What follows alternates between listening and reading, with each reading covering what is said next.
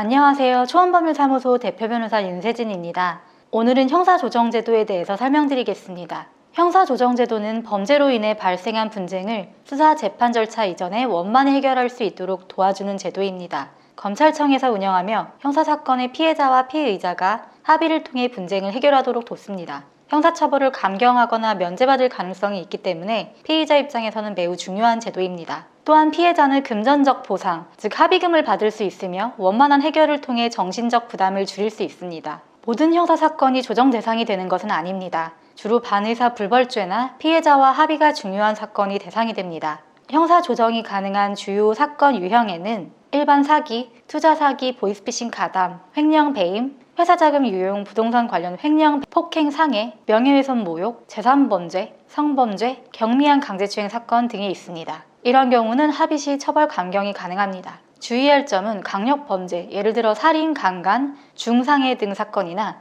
국가적 이익이 걸린 범죄, 즉 뇌물, 공무원 범죄는 형사조정 대상이 아닙니다. 또한 피해자 동의가 필수이며 피해자가 조정을 거부하면 진행할 수 없습니다. 형사조정 절차는 검찰청에서 운영하는 형사조정위원회를 통해 진행됩니다. 형사조정을 신청하면 검찰이 조정 회부를 결정합니다. 검찰이 사건을 접수한 후 조정이 가능하다고 판단하면 형사조정 절차로 회부됩니다. 피해자 또는 피의자가 조정을 신청할 수도 있습니다.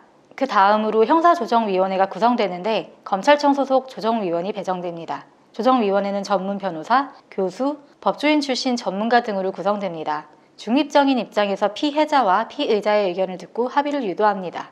이후 검찰이 피해자와 피의자에게 조정 기일을 통보합니다. 검찰청 방문하여 대면 또는 전화, 영상통화, 비대면 방식으로 조정을 진행합니다. 합의 도출 시 조정이 성립합니다. 피해자는 피해 보상을 요구하고 피의자는 이에 대한 조건을 협의하여야 합니다. 양측이 합의하면 조정이 성립되고 합의서 작성 후 사건은 종결됩니다. 조정이 성립하지 않으면 원래 형사 절차, 즉 기소 혹은 불기소로 진행됩니다. 형사조정 신청 시 주의사항에 대해서 안내드리겠습니다. 피해자 입장에서 조정 참여 시 고려사항입니다. 피해자가 성실하게 배상할 의지가 있는지 확인하세요. 조정 후 다시 문제가 발생할 가능성도 고려하시고 조정 후에도 민사소송이 가능하다는 점 인지해주세요. 주의할 점은 합의 후 피의자가 다시 문제를 일으키면 별도로 법적 조치를 고려해야 된다는 것입니다. 피의자 입장에서 조정 참여 시 유의사항에 대해서 설명드리겠습니다. 합의금을 현실적으로 지급할 수 있는 수준으로 협상하세요. 조정 후에도 상대방이 추가 법적 조치를 취할 가능성을 검토하시고 합의 내용을 명확하게 기록하세요. 서면으로 작성해야 법적 효력이 보장됩니다.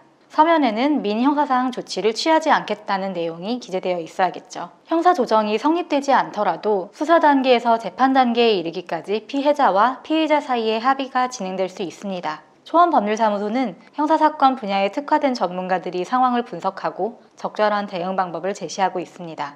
형사사건에서 합의가 가능한 사건들의 경우 합의 대행도 진행해드리고 있으니 사건 문의나 상담이 필요하시면 초원으로 연락해주세요. 감사합니다.